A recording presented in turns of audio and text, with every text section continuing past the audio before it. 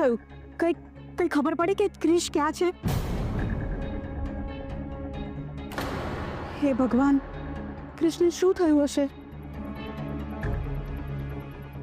ત્યાં ઉર્મિલાબેનની હાલત બગડી રહી છે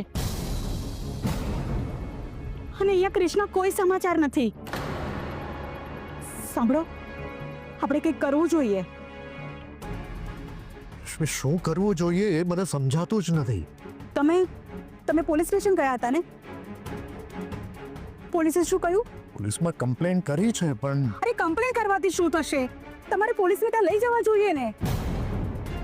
શાંત થઈ જા રશ્મિ. કેવી રીતે શાંત થવું? હા, અહીંયા મારી હાલત બગડી રહી છે. રશ્મિ, મેં ત્યાં કમ્પ્લેન લખાવી છે, કમિશનરને ફોન કર્યો છે, મિનિસ્ટર સાથે વાત કરી છે, હું કરી રહ્યો છું ને. હા, પણ આ જવાબ આપણે ઉર્મિલાબેનને કેવી રીતે આપીશું? એ ક્યારના એક જ રટન લઈને બેઠા છે કે મારે ક્રિશને મળવું છે, એને જોવું છે. હું એમને જઈને શું કહું? રશ્મિ, જ્યારે તકલીફોના પુલ તૂટે છે ને ત્યારે બધાએ એમાં તણાવ પડતું હોય છે. અરે આ તો સમય છે રશ્મિ, એકબીજાનો હાથ પકડીને એકબીજાને સાચવવાનો. અને આંટી, મેં શૌર્યને ક્રિશની તપાસ કરવા માટે કહ્યું છે. અને પોલીસ પણ અત્યાર સુધીમાં તો એના કામે લાગી ગઈ હશે.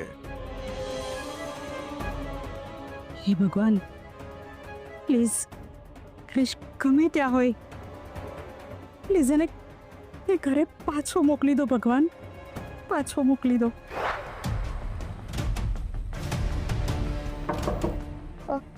કોણ છે? મારી ઢીંગલી, હું આવી શકું? ઇટ્સ ઓકે, આવો. ના એટલે તને જો ડિસ્ટર્બ થતું હોય તો હું પછી આવું. આવો ને પપ્પા. શું થયું? કંઈ કામ હતું? ખેરા બેટા, એકચ્યુઅલી મારે વર્ષા વિશે વાત કરવી હતી. નોટ નાવ પપ્પા. તમને ખબર છે ને કે હું એમની પર કેટલી ગુસ્સો છું, છતાં પણ એમને આ ઘરમાં રહેવા દઉં છું હું. બેટા, કદાચ તને વાતની ખબર નહીં હોય એટલે તું વર્ષા પર ગુસ્સે થઈ હોઈશ. કઈ વાત?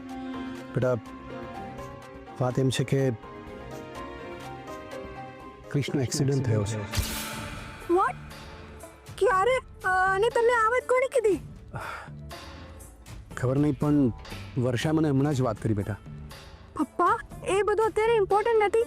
આપણે હમણાં ત્યાં જવું જોઈએ. એ ક્યાં છે? કઈ હોસ્પિટલમાં છે? બેટા, એ બધાનો હવે કોઈ અર્થ નથી. જુઓ પપ્પા, હું માનું છું કે બંને પરિવાર વચ્ચે કોઈ ખાસ સંબંધ નથી, પણ મરતા માણસને પાણી આપવું એ પણ તો માણસાઈની વાત છે ને.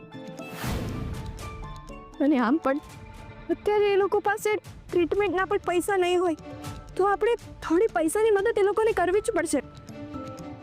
અને આમ પણ આ બધું એ લોકોનું તો છે. તો ચાલો તમે. એક મિનિટ બેટા, હવે ત્યાં જવાનો કોઈ અર્થ નથી રહ્યો. એમ? ક્રિશ આ દુનિયામાં નથી રહ્યો. હા, તમે શું બોલો છો પપ્પા? ના ના, આ શક્ય નથી. હજી ગઈકાલે તે મારી સાથે ઝઘડો કરીને ગયો છે. બેટા, હવે એ વાત ભૂલી જા. પપ્પા, એ વાત તો હું ક્યારની ભૂલી ગઈ છું.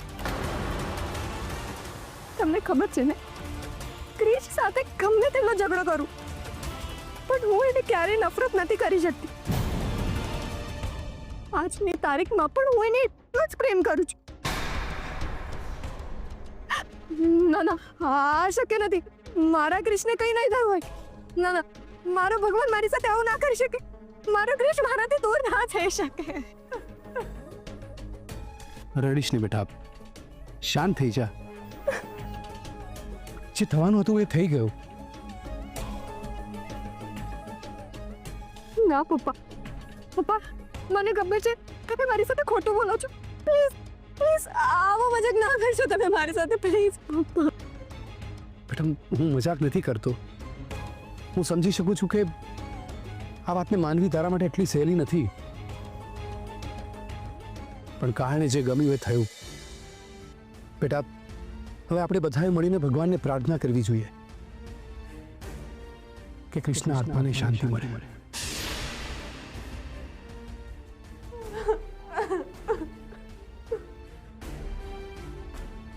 શાંત થઈ જા બેટા, રડીશ નહીં. હું મજાક નથી કરતો બેટા. હું સમજી શકું છું કે આ વાતને સ્વીકારી તારા માટે એટલી સહેલી નથી, પણ તારે એ વાત ભૂલવી તો પડશે ને. હું સમજુ છું, એને સમય લાગશે. બેટા તું આરામ કર, આપણે પછી વાત કરીએ.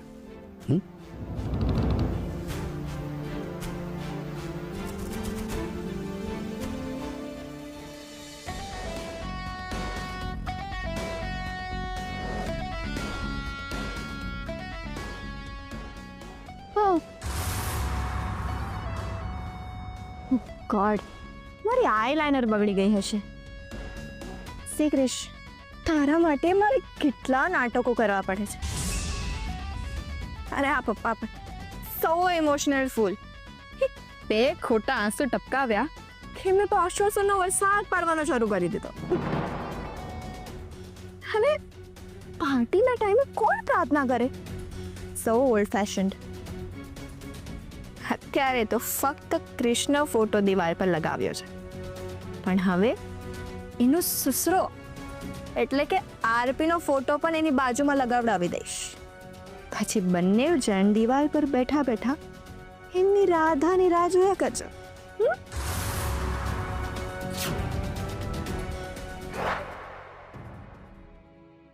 ભાઈ, તમારે કોફી પીવી છે?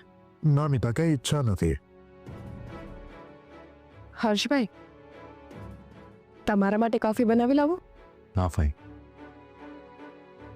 જ્યાં સુધી કૃષ્ણની ખબર ના પડે ને ત્યાં સુધી તો પાણી પણ ઝેર જેવું લાગશે. અચ્છા રાજેશ અંકલ, તમારા તો ઘણા ફ્રેન્ડ્સ પોલિટિક્સમાં છે ને, તો આ કેસમાં એમના તરફથી કોઈ મદદ મળી શકે ખરી? મેં બધાને ફોન કર્યા છે, કંઈક ને કંઈક ખબર આવતી જ હશે.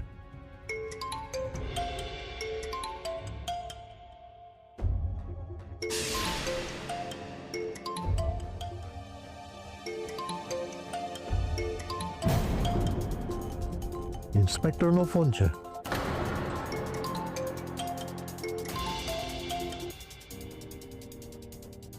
હા બોલો ઇન્સ્પેક્ટર સાહેબ.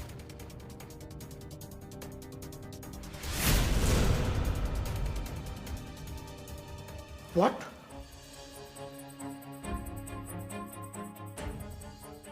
આ તમે શું કહી રહ્યા છો inspector? How that can be possible?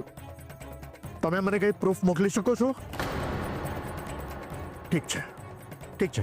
Thank you very much. શું થયું? શું કહ્યું ઇન્સ્પેક્ટર સાહેબે? હા અંકલ, ક્રિશ ક્યાં છે? કઈ ખબર પડી? હર્ષ, અહીં નજીકના તળાવમાંથી એક લાશ મળી છે.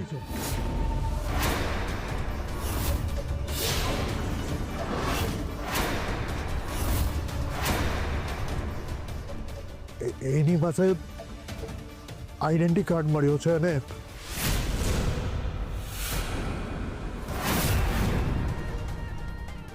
એના પર ક્રિશનું નામ લખ્યું છે.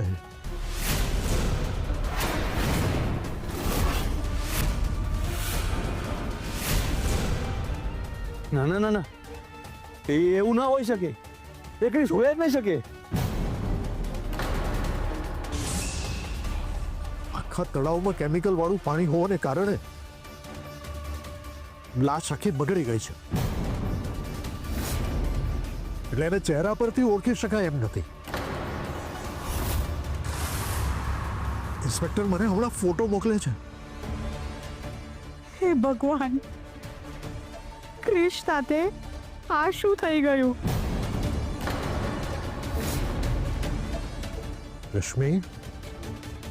રશ્મિ હિંમત રાખ.